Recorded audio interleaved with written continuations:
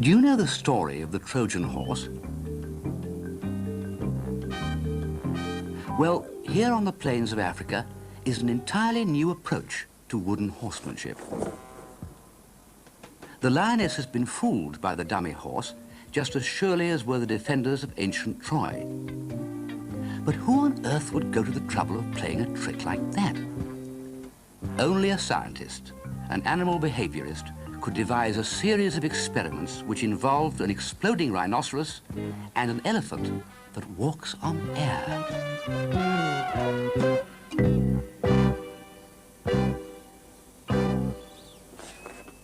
Survival has shown many serious scientific research programs carried out by wildlife experts. It's doubtful whether this piece of research could be called either serious or scientific. But it was a great deal of fun, and it makes a nice change to find the experts not taking themselves too earnestly.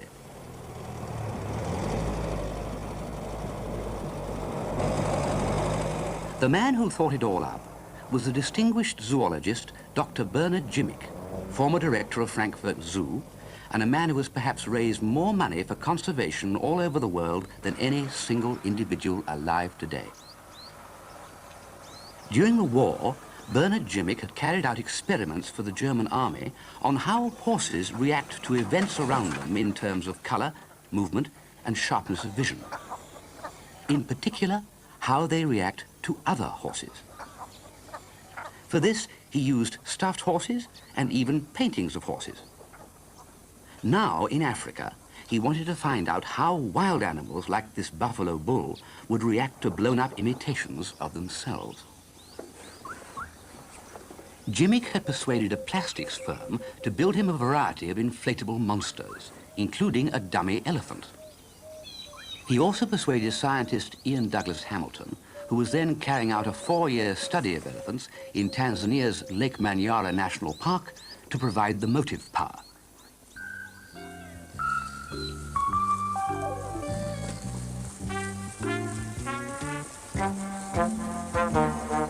The first elephant Ian selected for a confrontation was a half-grown youngster about the same size as his own inflatable model. The real elephant is understandably uneasy. Its ears are erect. It's not taking any chances. It makes off. The encounter hasn't proved very much, except maybe that real elephants are puzzled by cheap imitations.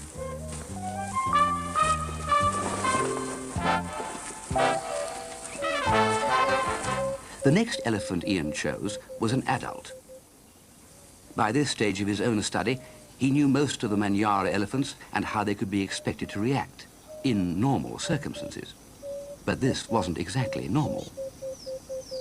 When meeting a strange elephant, elephants are not usually aggressive. But what would this apparition do to them?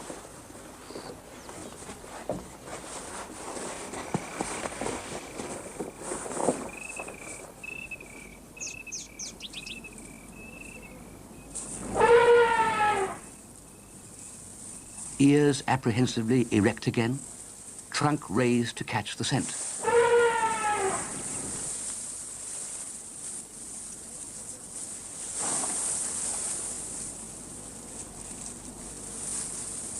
When Bernard Jimmick carried out his experiments with horses, he found that live animals greeted a dummy, or even a horse painted on the wall, as if it was one of themselves.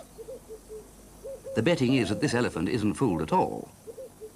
It has just been made faintly uneasy by the color and strange smell of the thing confronting it.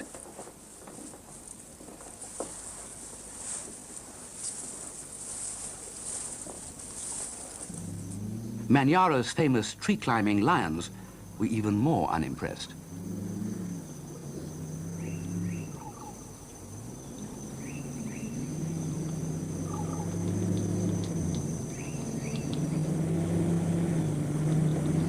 Mind you, if they got this full frontal view, it might have been different.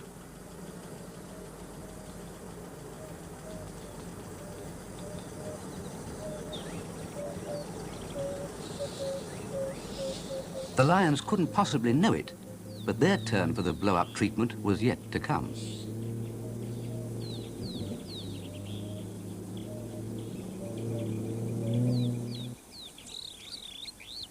Next time out, they decided to discover what a full-size bull would make of an inflatable monster. Bulls, contrary to general belief, are not usually the really aggressive ones, but there are always exceptions. When the bull shaped up for a forced charge, Ian got smartly into the back seat.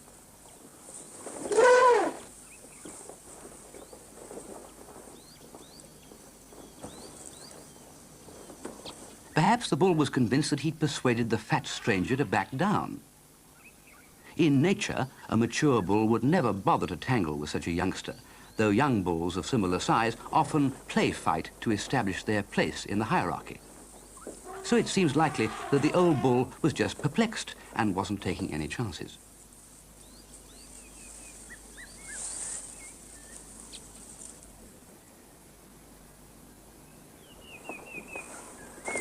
The plastics firm had done their best, but they apparently hadn't produced anything that wild elephants could take seriously.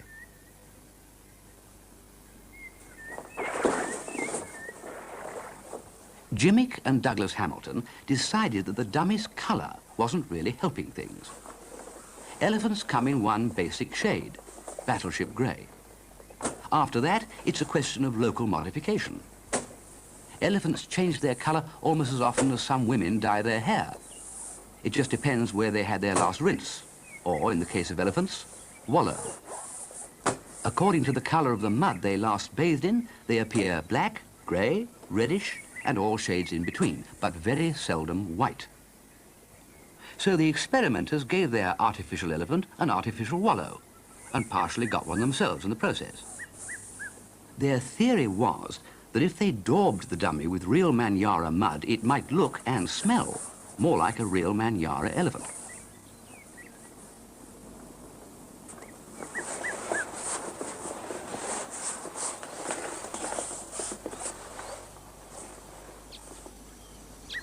A funny thing happened on the way to their next encounter. The newly applied mud flaked off, giving their elephant a mottled appearance. Ian suggested that they try out the speckled elephant at the northern end of Manyara Park, where the herds are considerably wilder because they're often shot at when raiding neighbouring farms. To start with, they put the dummy out on its own, but it blew over.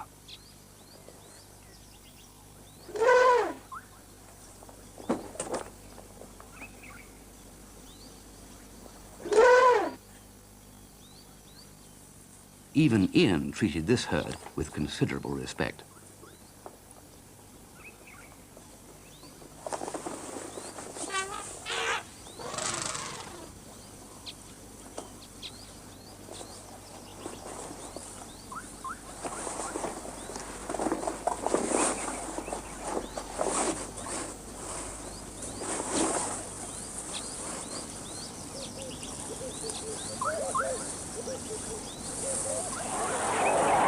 All that the incident seems to prove is that wild elephants don't approve of fat speckled elephants getting drunk and falling down.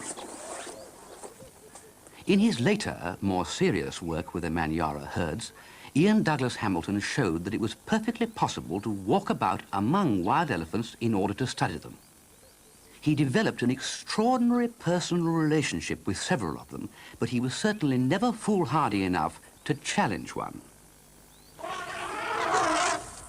That's what he's going to do here, with only a pound or two of air and a thin layer of rubber between himself and 5 tons of possibly irritated jumbo.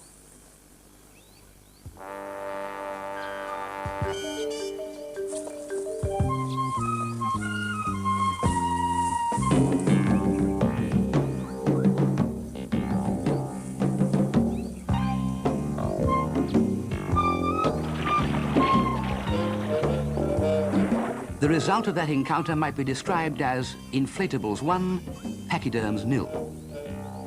Even Douglas Hamilton seemed quite relieved when it was over. It was to be the lion's turn next.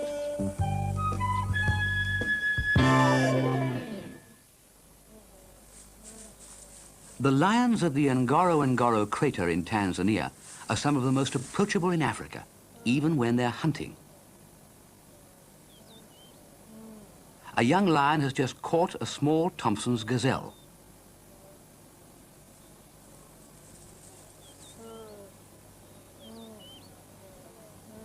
kill is given to the cubs.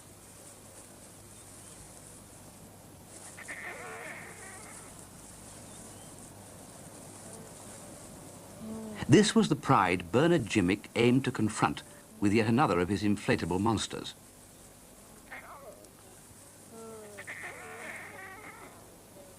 Would you recognize this as a lion? Perhaps more to the point, would a lion recognize it as a lion?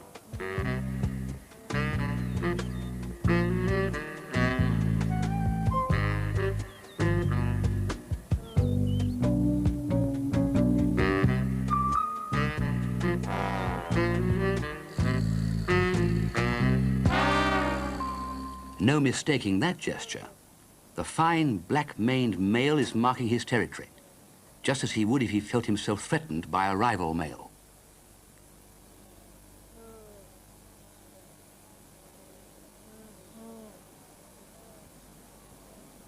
Obviously, the rubber lion is far more lifelike to another lion than was the case with the inflatable elephants.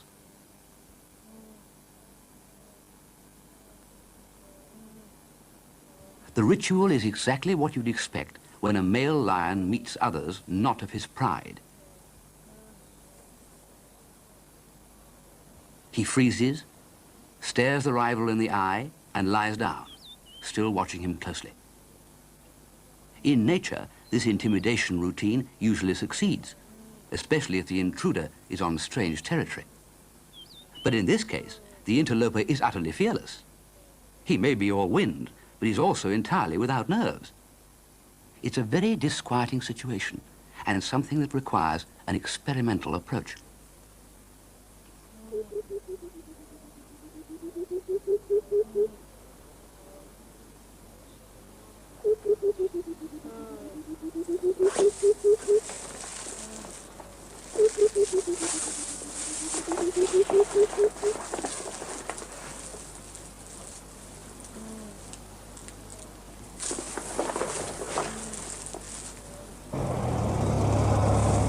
So much for the lion-hearted. What about the allegedly cowardly hyenas of the crater? First, the deflated lion has to be retrieved. The pride is still all round the vehicle. Bernard Jimmick's research assistant performs the salvage operation with a proper sense of caution.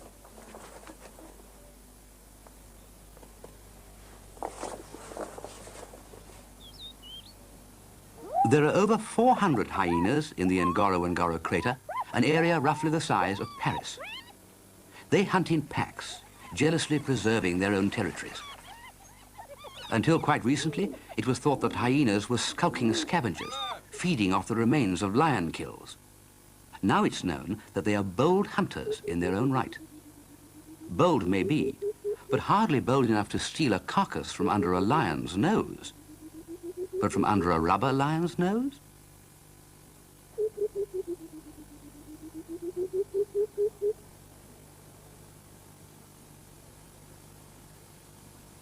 The helper this time is wildlife photographer Alan Root. The carcass, which the blown-up lion is guarding, is that of a wildebeest, probably killed by the hyenas themselves. The pack is not going to be fooled. If that lion made a movement, or even a sound, it might be a different story. But all it does is to look at them with a silly grin on its face.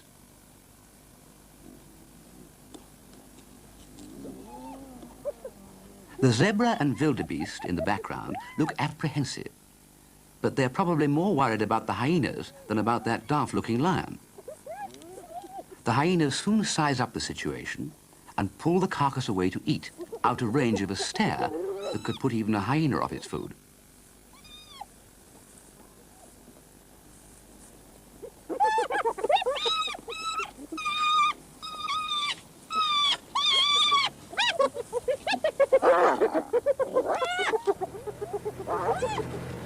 If the hyenas refuse to share their meal with a rubber lion, how might the lions themselves feel about a similar situation? Alan and Joan Root drove up to the remains of a zebra freshly killed by a pride they'd been following for some time. The lions had moved off for a drink, but they were sure to come back.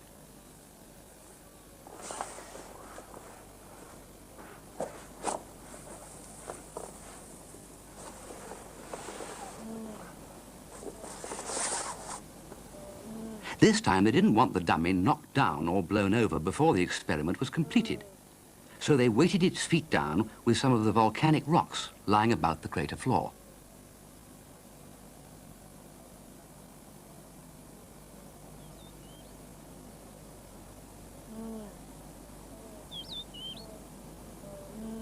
Leaving the rubber lion in possession, they drove away 100 yards to see what would happen.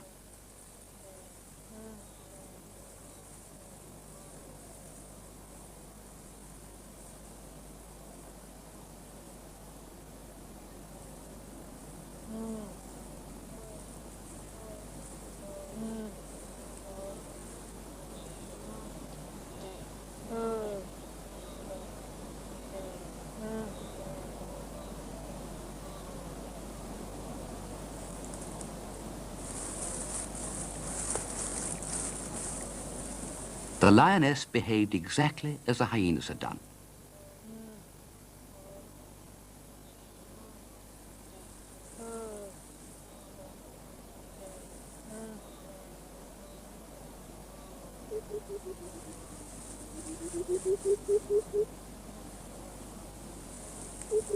Perhaps because she had cubs, she dragged it away to a much safer distance.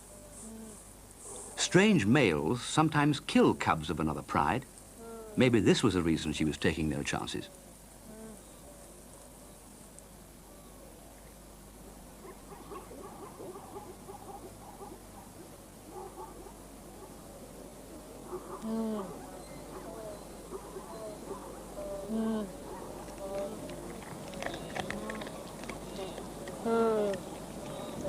The experimenters weren't through even now.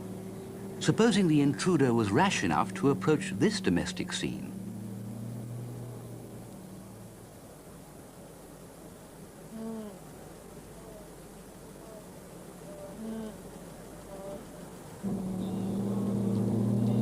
This time there could be no question of getting out to weight the dummy's feet down with rocks.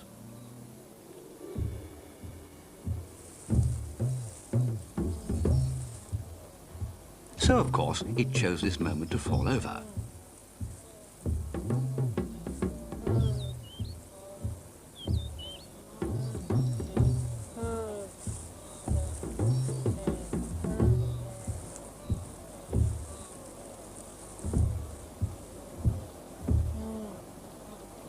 Scientists might say that a lion lying down is a lion that doesn't trigger off any aggressive behavior patterns in other lions, and that may well be true.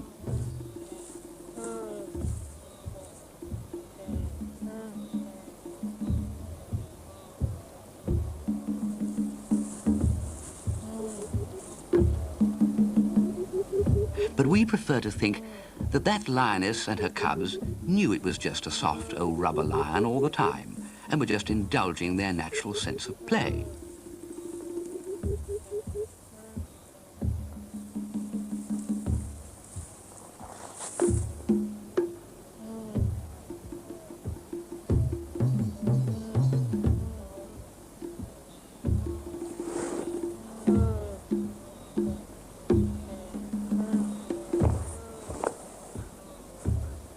After all, it isn't every day there's a free issue of toy balloons for the children in the Ngoro crater.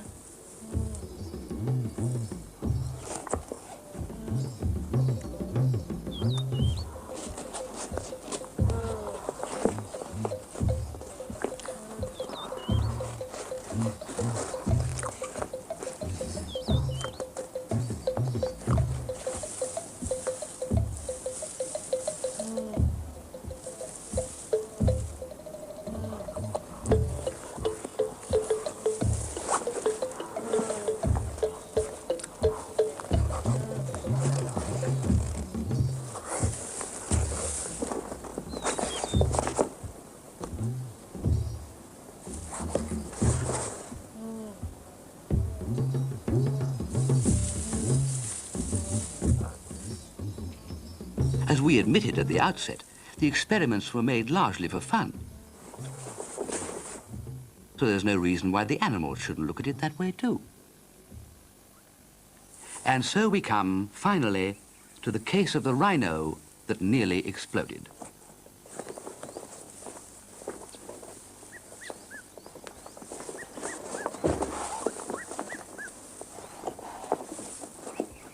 The inflatable rhinoceros is rather more lifelike than any of the other animals used so far. That's Joan Root's tame caracal, or African lynx. Bernard Jimmick ties the rhino to the roof of his minibus.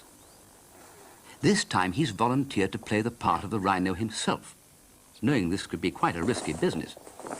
Black rhinos are both aggressive and unpredictable. Heaven knows what that other blown-up creature is meant to be. Something prehistoric, maybe. Wisely, he leaves it behind in camp. Rhinos are quite prehistoric enough without provoking them with things like that.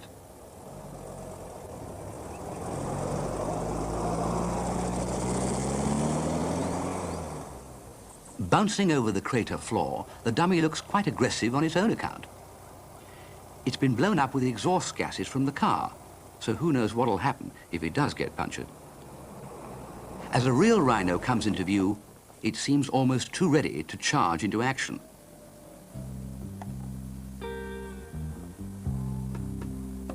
Bernard Jimmick advances on a peacefully dozing rhino protected by several cubic feet of carbon monoxide and a few centimeters of rubber skin. No sense in pushing his luck as well as the rubber rhino. He advances slowly. So disturbingly does the rhino. Flight or headlong charge. With a rhino, you never know.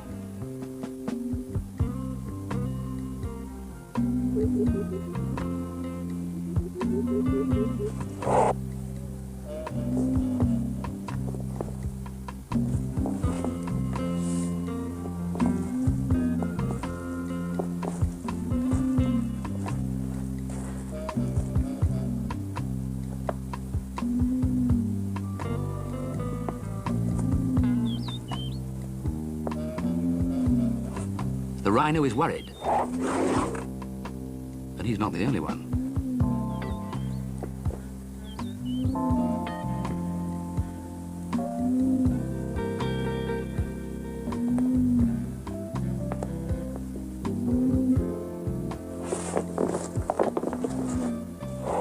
Jimmick has taken his hat out of his pocket and put it on. Sunstroke should be the last of his worries.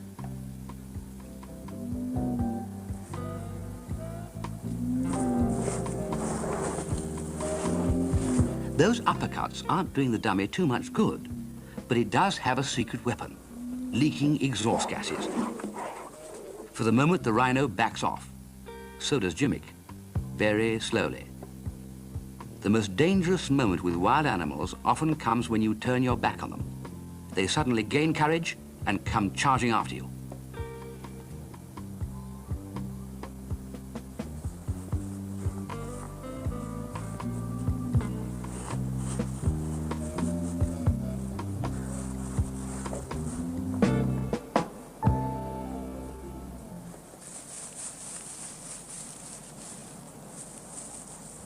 After several encounters, Bernard Jimmick came to know that the rhino you really had to watch was the mother with a young calf at foot.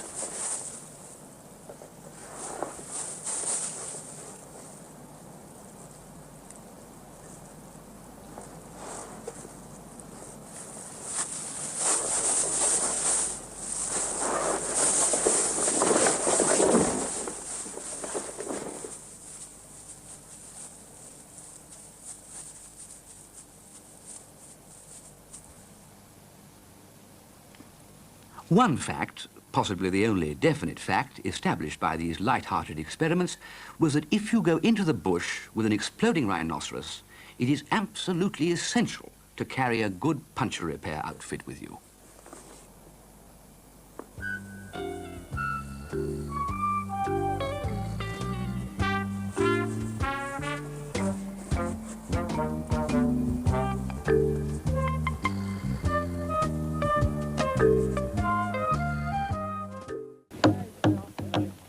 This procession is not the African way of moving house, nor is it a funeral or part of a tribal ceremony.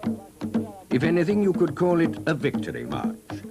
That box contains the spoils of more than a year's hard work, 10,000 feet up in the Aberdare Mountains of Kenya. Inside the heavily padded crate rides an animal which had never been seen outside Africa until 1931. It lives in the thick, high-altitude bamboo forest. It is large, camouflaged with stripes, and has a name reminiscent of a jungle drum, Bongo.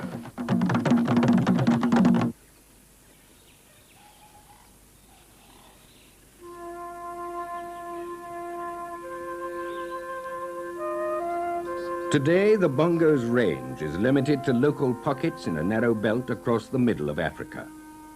The most easterly of these areas lies high up in the Aberdare National Park in Kenya.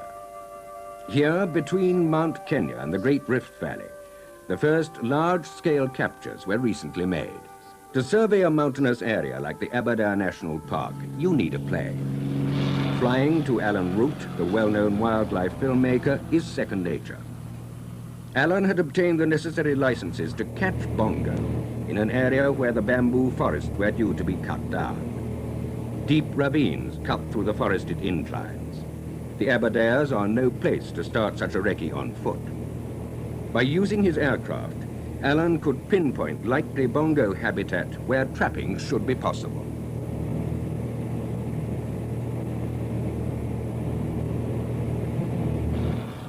Once the aerial reconnaissance was done, Alan Root had no choice but to check his findings the hard way on foot. To make as little disturbance as possible, he took with him one friend and guide, an African tracker. Despite the tracker's skill, it was almost impossible to move silently on ground strewn with old, dry, crackling bamboo.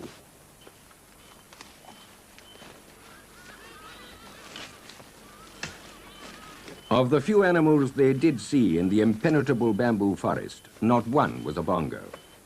Yet they knew that the antelope might be only 30 feet from the track they were following. That's a civet cat. Bongo are mainly daytime animals, yet they lie up in undergrowth during the heat of the day and are all but invisible in the dense foliage. Alan began to despair of ever actually seeing one.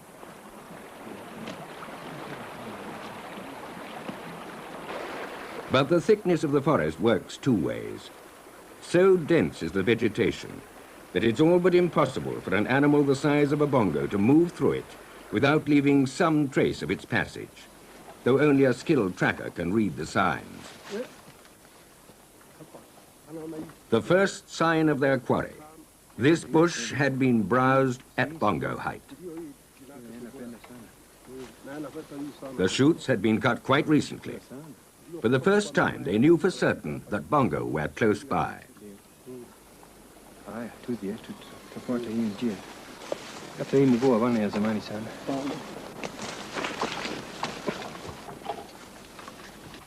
Even so, it was to take several weeks of exhausting tracking and many miles of hard walking before the two men decided on the first trapping site 10,000 feet up in the bamboo forest. Building a strong cage and the passageways leading into it would be quite a large operation. 10 men from the lowland villages made the long trek to the site. But there was no need to carry up building material. Bamboo was all around, and it was strong, plentiful, and free. All that was needed to make use of this instant scaffolding was a hefty right arm and a sharp panga.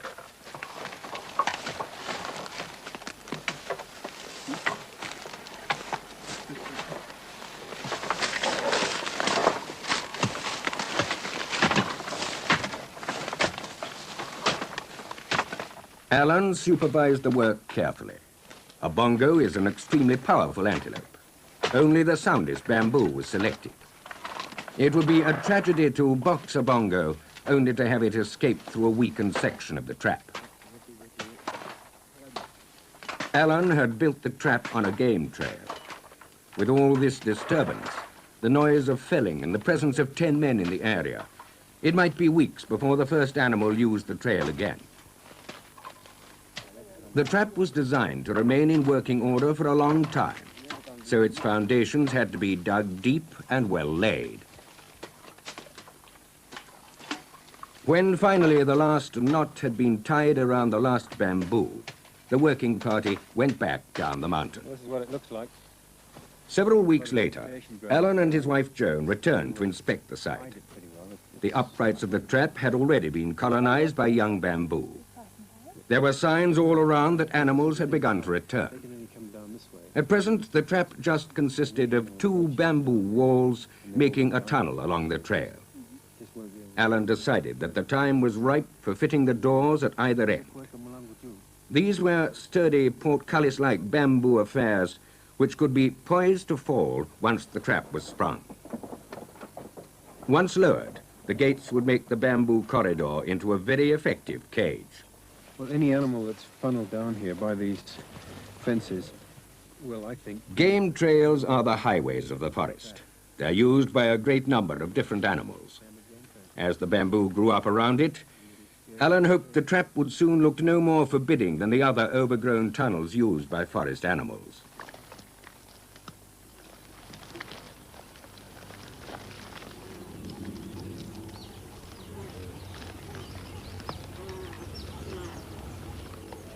The moment had now come to set the trap. The tripstick, or trigger, was positioned at bongo height, around 40 inches from the ground. That way, creatures such as bushbuck or wild pig could use the tunnel without releasing the mechanism.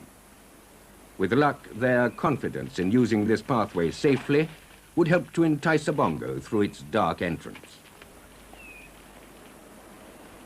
Once again, it was a matter of waiting. Joan Root used this time to undertake a very important piece of research. If their first bongo was to survive and thrive in captivity, it would have to be given its natural food, at least for the first few weeks. But as yet, no one was sure of the number or the type of plants a bongo ate. What was needed was a list of every likely food species growing in the forest of the Aberdare Mountains. Bongos are browsing antelope. While Alan remained close to the trap, Joan Root took on the formidable job of collecting botanical specimens.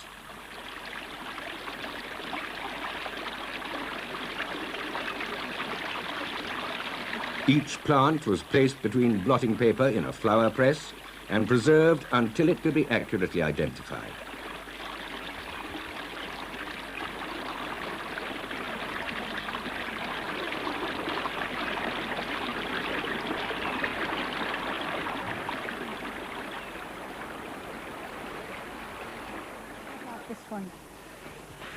In camp at night, she began the long task of trying to discover from the trackers the local Kikuyu name for each plant.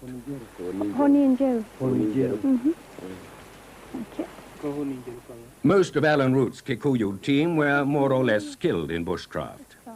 Gradually, the list of Aberdare's flora on which the bongo might feed grew. Scientific names would have to wait until later.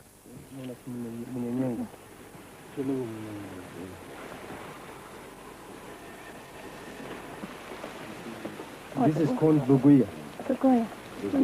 Joan was lucky. At least she had something interesting to do during the long, dark, cold evenings in camp. For Alan and his tracker higher up the mountain, it was a lonelier story.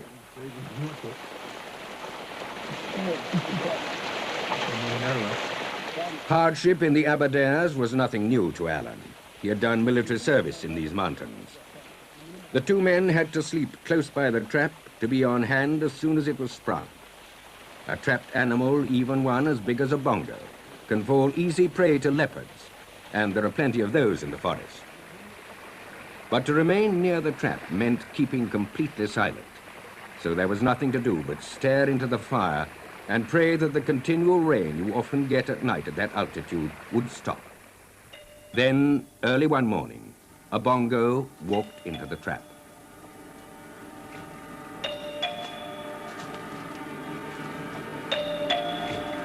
It touched the tripstick.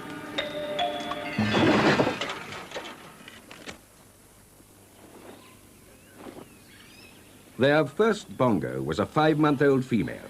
Had she been any smaller, she'd probably have walked right through without touching the bar. Understandably, she was very nervous.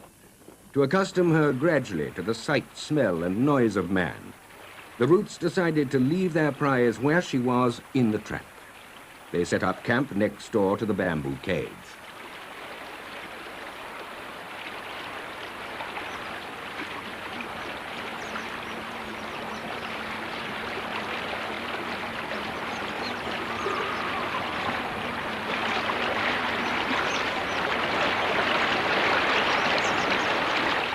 By living a normal camp life close to the captured antelope, they hoped their Bongo would gradually become less and less uneasy in their presence.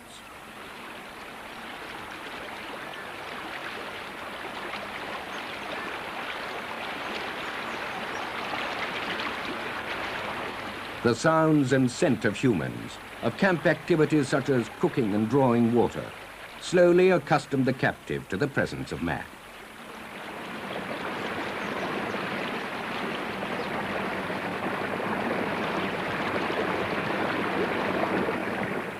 Joan's hard work with the pressed plants now paid off. Alan fed the captive with as many species of plants as possible. Every one the antelope ate was marked down as potential Bongo fodder. The Roots hoped this would prove the first of many captures. Each food plant accepted could prove vital to the success of the operation.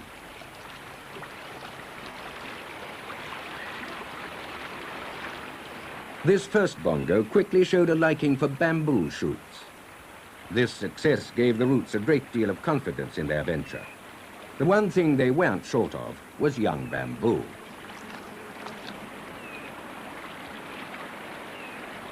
It was well over a week before Joan dared to enter the cage.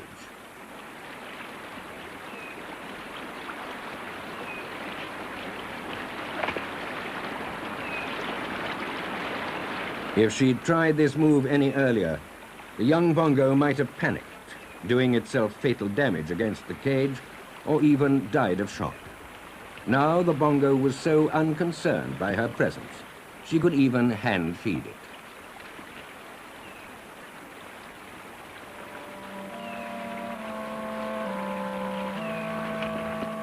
The Roots had caught their first quarry and discovered that they could feed it successfully.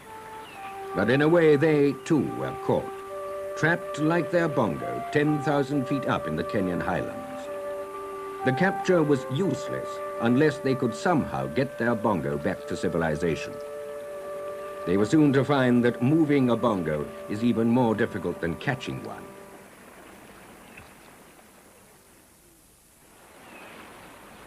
The only way to move the captive Bongo off the mountaintop was to carry it down.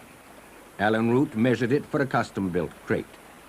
This had to be just the right size if the young female wasn't to bounce around inside and risk injury. The measurements were sent down to carpenters in the nearest village. After a week of anxious waiting, the crate arrived.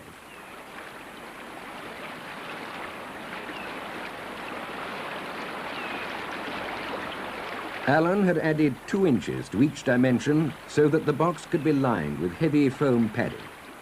The journey down the forested slopes of the Aberdares was going to be rough.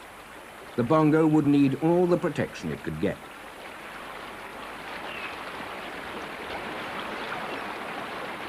It took another 3 days to lure the animal out of the large, spacious cage into the far smaller box.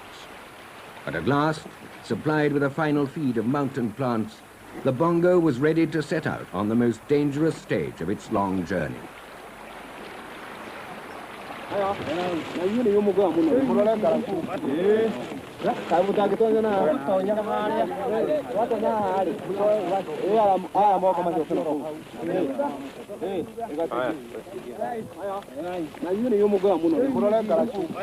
It was 8 bumpy, exhausting downhill miles to the nearest dirt road.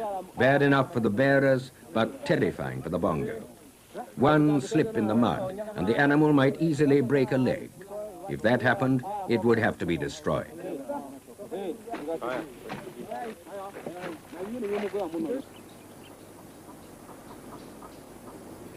But luck was with them.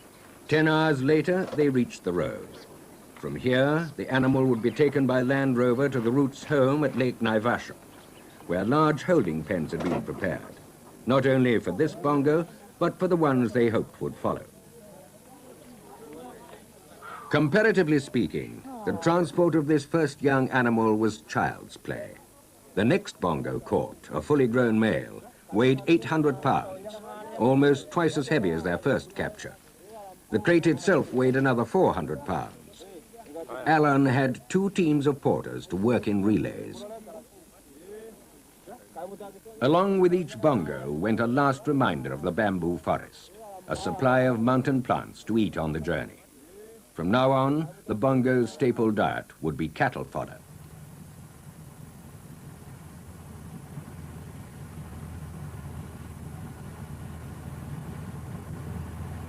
Over the next few months, the rate of catching increased. Now there were several traps sited in different parts of the forest.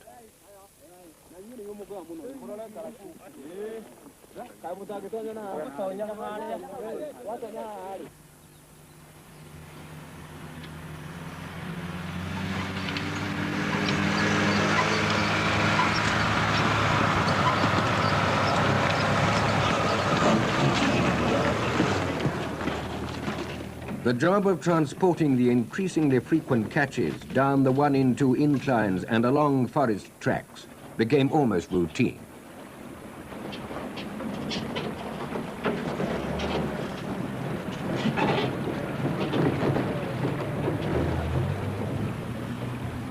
They were catching at altitudes of up to 12,000 feet. The porters had to be paid 4 times the usual rate for carrying over ground like this, and they earned every penny of it.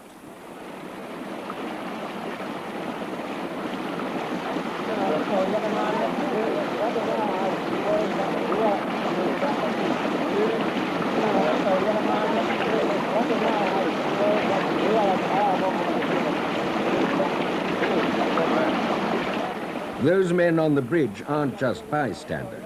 They're the reserve team waiting their turn to shoulder the bamboo carrying poles. The job's so arduous that each 16-man team works for only 10 minutes before handing over to their opposite numbers and taking a rest.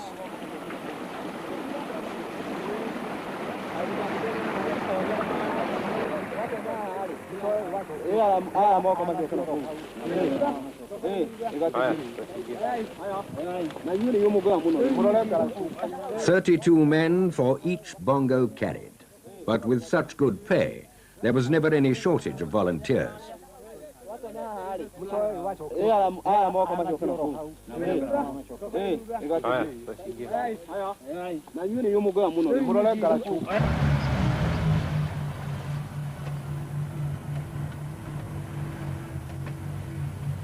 Even the Land Rover, with its 4-wheel drive, sometimes needed another team to help it out when bogged down by the rains.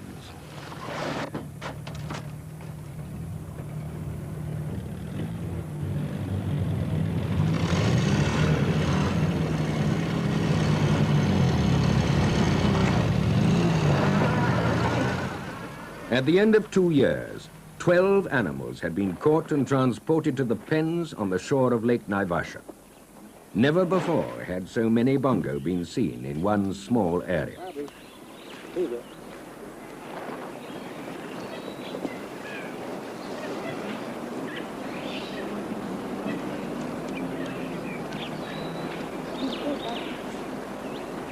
Almost nothing is known about this timid forest antelope's behavior. The first sign of it, a pair of horns, was found in 1836. In 1931, the first bongo was shipped to an overseas zoo.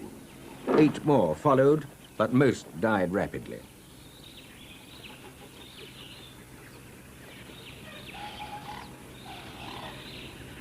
There would now have to be a long acclimatization period before the first bongo was shipped to Europe. So this was a unique chance to study this rare antelope in detail. The Roots were especially interested in the growth and development of this female calf. It was the youngest bongo they'd caught. The calf was still dependent on its mother, and it showed no desire to be put back in the crate to be weighed. Perhaps the youngster thought it was in for a second 10-hour carry. This weight information was not only scientifically valuable, it also gave a good indication of the calf's condition. While the four men did the lifting, Jones stood by with the calf's anxious mother.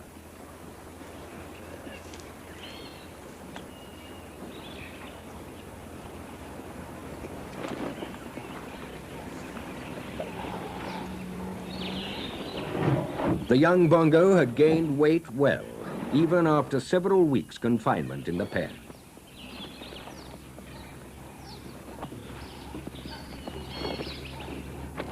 Even the adult Bongos had settled down remarkably quickly.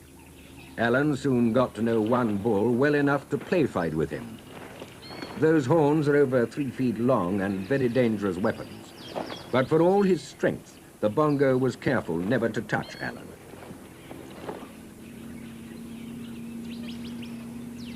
Then came a totally unexpected and very happy event, or rather, events. 3 females gave birth to young in the Naivasha holding pens. The youngsters very soon learned to accept humans as readily as they did their parents.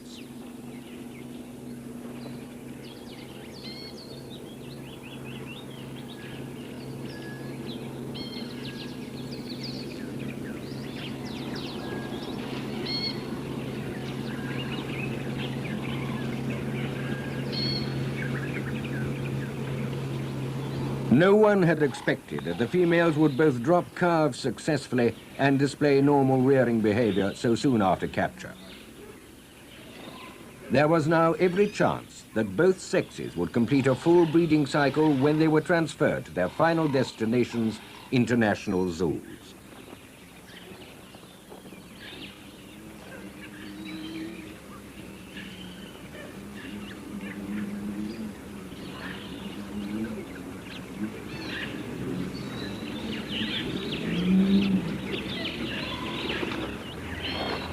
Now that all the 12 animals were quite at ease with Alan and Joan, the time had arrived to move them once again. The roots were sad, but this was what the whole operation had been about. The first Bongo was ready to make its final move to Europe.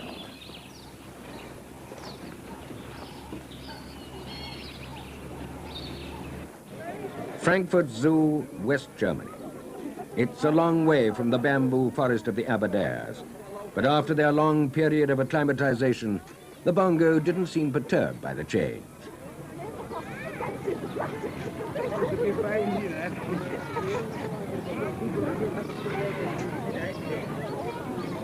The roots sent 3 of their Bongo to Frankfurt, and later 3 each to Berlin, Basel, and Washington zoos. Each group formed the breeding nucleus which would gradually increase in number.